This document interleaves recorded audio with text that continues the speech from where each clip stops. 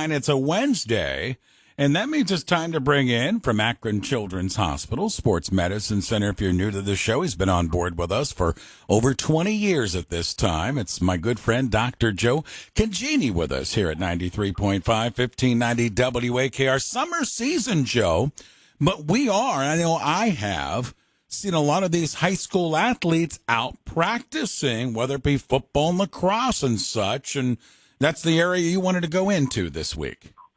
Yeah, I'm gonna make a couple little points maybe this morning, Ray. But the first one is the one I'm getting the most questions about from coaches, parents, athletes, but especially the medical team, the trainers, and the physical therapists are asking me, "Hey, what is this change?" And it is a change. I think it's still another leftover COVID change that we'll have to see how it plays itself out from the standpoint of the health and safety and injuries related to high school athletes. But the guidelines that came out was because of a reduction of coaching last year, of the ability of coaches to be with their athletes last year.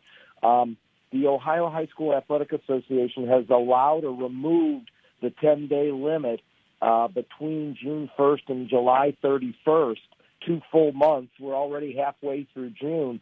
That coaches may coach and teach their students and have practices in the months of June and July. And again, we're halfway through June and all of July that they're going to be able to be coached. This is not just a football thing. There's 9 sports that are involved, Ray.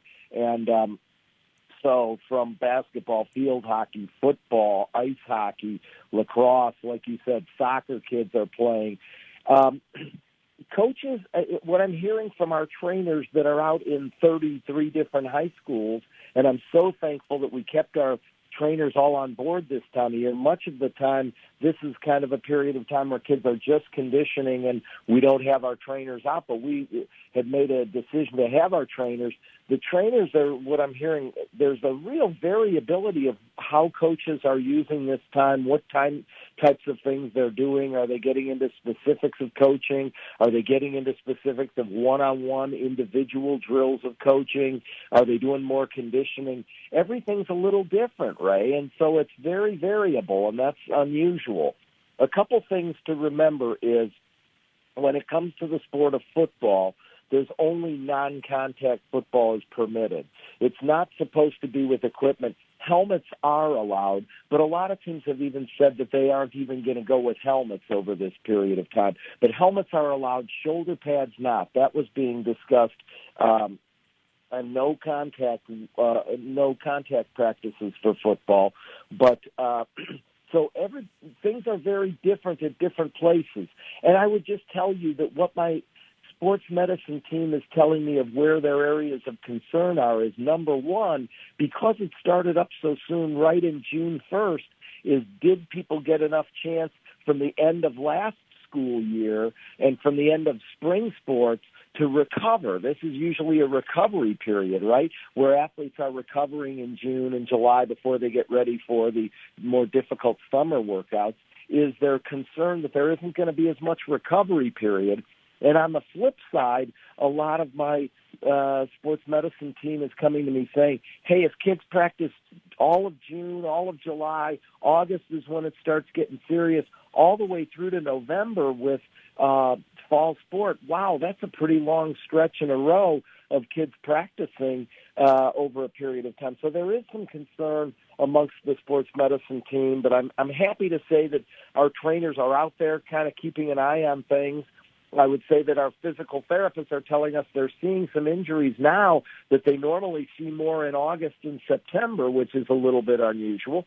But again, COVID has thrown us some curveballs, and I understand that just like teaching in the classroom, the thought process is this gives coaches more time to do actual one-on-one coaching or sport coaching with the athletes, and we'll see how this plays itself out. And you know I'll keep you up on how things are going with it. But there is a lot of confusion. There's a lot of variability, but there is a lot going on in the high schools. And if you see that this year, the reason is because of last year's loss of one-on-one teaching and coaching.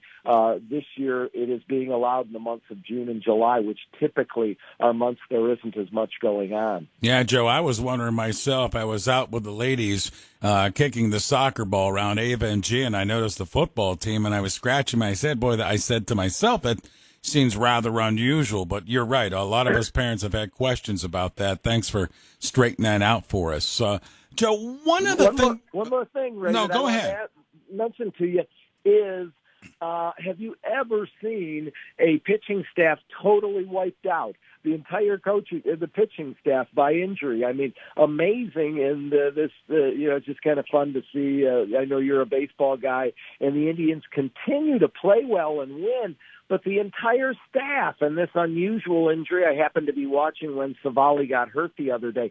He is seeing the hand surgeon today. It seemed like specifically the middle finger they were looking at. And boy, I hope it's not a more significant tendon injury where he'd miss a significant period of time. But later today, we'll probably be coming down with some information. Aaron Savali's been wonderful this year, but it's an odd injury. And now the entire starting staff that started the year, I believe, is on the shelf right now or has been injured, and that's really pretty unusual. I agree with you. Joe, good stuff this morning. Thank you, my friend. Always appreciate you making time for me. Okay, Ray, have a great rest of the week. Take care. You too. Dr. Joe Congini, Akron Children's Hospital Sports Medicine Center.